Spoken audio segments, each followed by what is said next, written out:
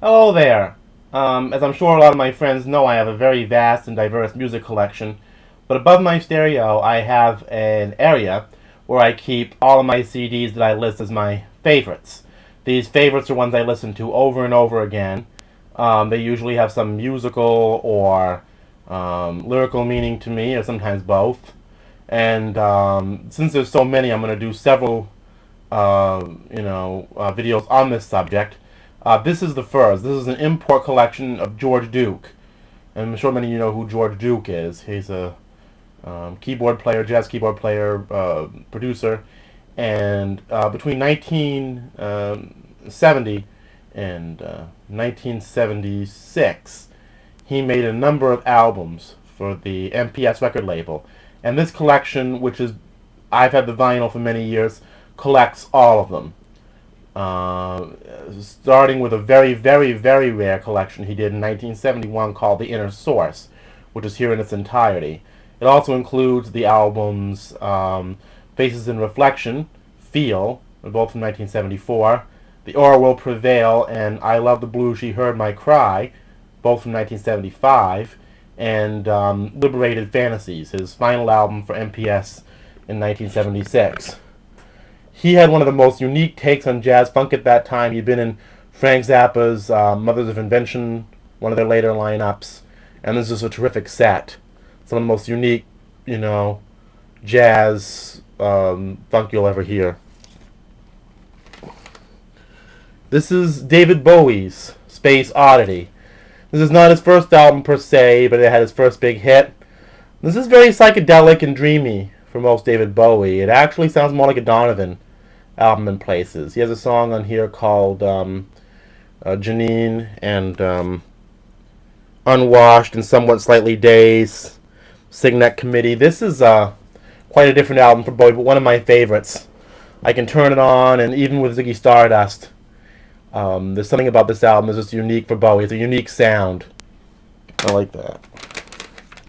Another George Duke. You're going to find a lot of George Duke in my collection. Don't Let Go.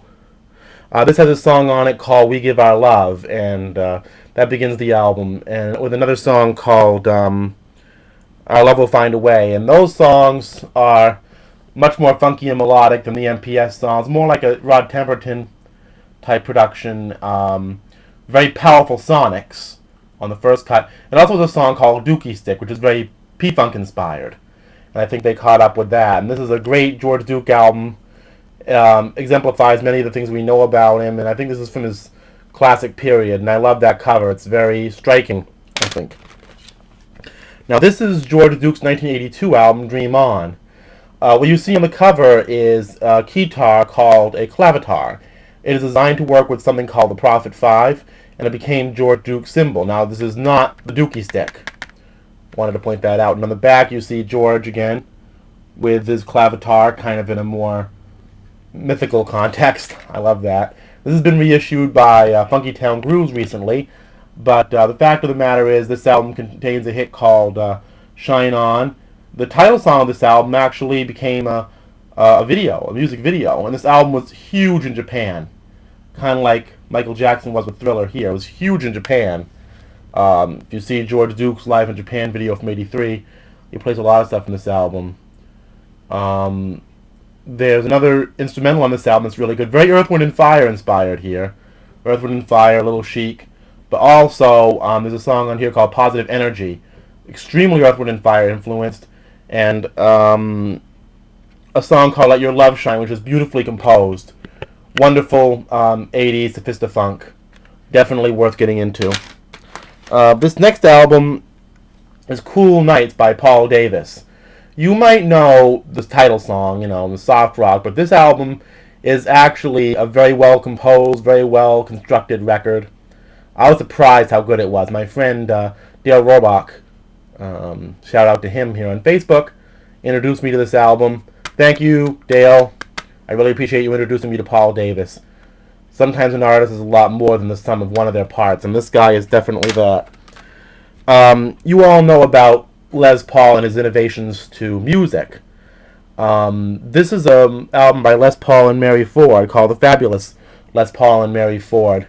It's very much male-female duet album from the 1950s, but they have this unique style of jazzy vocals, and his guitar playing is so different, it doesn't sound like much of anything you'd hear in the 50s. This is one of the few albums in the 50s I own, and it's one of the few albums in the 50s that you will actually see in my collection because it's so unique, and the 50s was not known for celebrating uniqueness, and this is different. Les Paul passed away several years ago, but he will definitely be missed. This man was one of the great musical innovators of his day, and I'm very happy that he was here with his unique style of playing. I mean, he basically invented multi-tracking in the studio, and this album's full of it. Worth having if you're a serious music fan. This is the Edgar Winter album from 1979. Now, this either gets praised or flagged for the same reason, because it's the album, as you can see by his white outfit, where he goes disco, as it were. But the kind of disco he does on this album is very much in the funk vein. A lot of deep bass. A lot of disco is either a polka or a funk with a lot of embellishment. This is definitely more funk-oriented, a lot of Philly soul. He chose the soul and R&B route to do his dance music, and that's Edgar Winter for you, It's like the Rolling Stones. That's how they did it, and that's how Edgar Winter did it here. It has a song called It's Your Life to Live, and my favorite, Above and Beyond, which is very spacey, very cosmic dance funk, and my favorite, Do What, which is just plain deep funk. There's no real disco there. Mean sax solo, bad bass line. Excellent album, full of great tunes. Gotta get it if you're an Edgar Winter fan. This album just almost shocked the pants off me when I first found out it exists. Switch, This Is My Dream. Now, Switch are a Motown band discovered by Jermaine Jackson, and the older DeBarge brothers, Bobby DeBarge, who was the falsetto lead singer, and Tommy were in this band, and they're both deceased now, but Switch called themselves that because they were able to switch off instruments. Some of them were multi-instrumentalists, especially horns. And now Switch sound something like a combination between, again, Heatwave, and if you can imagine it, Slave. I don't know if you heard of that band. Just a Touch of Love and Slide. I mean, for those who don't know, a lot of my friends do know, but they're kind of a combination of those two groups with a little DeBarge in there. Great kind of 70s, very early 80s. This album originally came out in 1980, Motown. This is about the last Switch album to ever come out. And I love the title cut because it's very inspirational. That whole funk thing about, inspiring yourself to do better things. Maybe hip-hop get into funk sampling, but they should really look into this album a little bit more than they have. Anyway, this is probably the most unique album I have in my collection. Rhythmically, I've never again heard anything like it. This is Miles Davis's On the Corner, one of his most controversial records. But I love this album so much I have it twice, on this edition and in a box set containing outtakes. And I just can't describe it. You just have to get this album and listen to it for yourself. Rhythmically, harmonically, is different than anything else you'll ever hear. And it'll make you want to do dances you've never done before.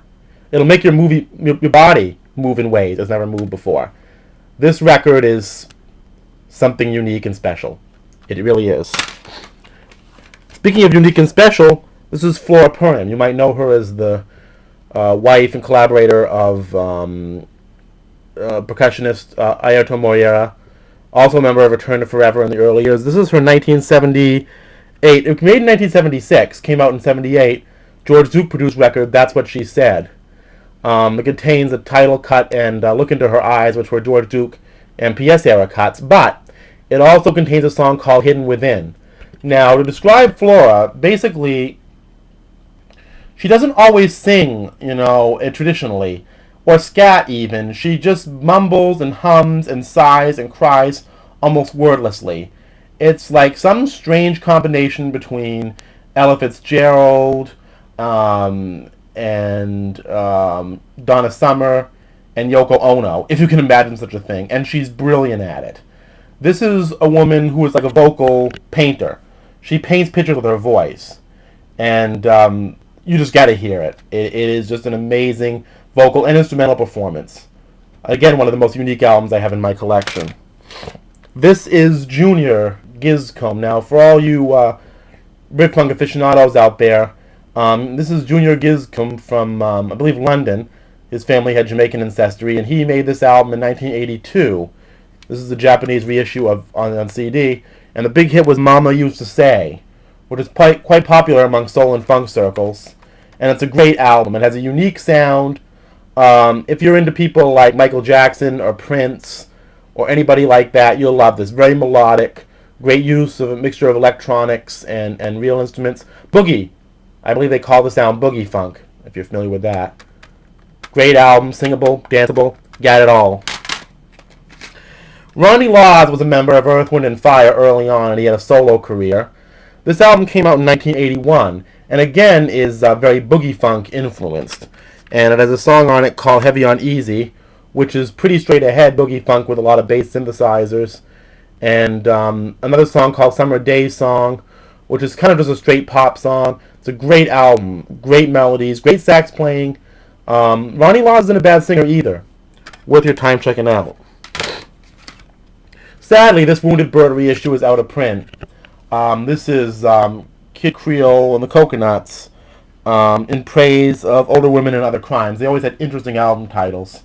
It contains a hit called Endicott, about a man that is almost perfect for any woman he might be involved in, but he has a lot of what the Kid calls made-to-order liabilities. He's just, too perfect to be stable, as it were. He always does everything right, but has very little adventure.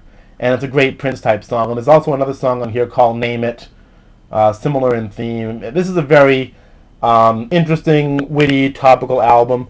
Again, another unique record. You'll find a lot of my favorite records are based in uniqueness, and that definitely counts for this as well. This is Edgar Winter's first album. Again, here we go, unique. Known more as a blues, rock, soul artist, even funky. This album sounds something like, if you can imagine it, a cross between the Beach Boys' Pet Sounds, it came out in 1970, the Rolling Stones, their Satanic Majesty's Requests, and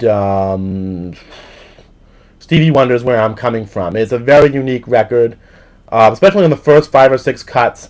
The lyrics are very poetic and metaphoric and could be about anything. Might bring a tear to your eye, even. This guy's got a very interesting mind, very interesting musical sense, and it's very clear-headed. This is one of my favorite albums of all time. I love Michael Franks. I love his general style. This album from 1987 is a great kind of, easy jazz vocal album. It has a song I like on it a lot called Island Life, and the title track isn't bad either. Very danceable, very funky. And this is the sort of album that, actually, there's a little story behind this. When I first got it off cassette, somebody in my father's job had actually dug a cassette out of a bag that was meant to go into the trash dumpster. So this album was meant to be thrown away. So my father got it, he cleaned it up with alcohol, and we never told anybody where it came from. We didn't want to seem like garbage pickers. We weren't. The man who actually got it for us was a garbage picker. But I loved it. But I don't listen to cassettes anymore. So I was just tooling around a record shop one day and found this there. I think it was like $2 or $3, and I said, yes, I'm getting that. And I don't feel like a garbage tooler listening to it. But music and the music we collect often comes with interesting stories. And you'll find, as you get into my collection a little more, there's many more interesting stories. So, end of part 1. Part 2 coming up very, very soon. Thank you.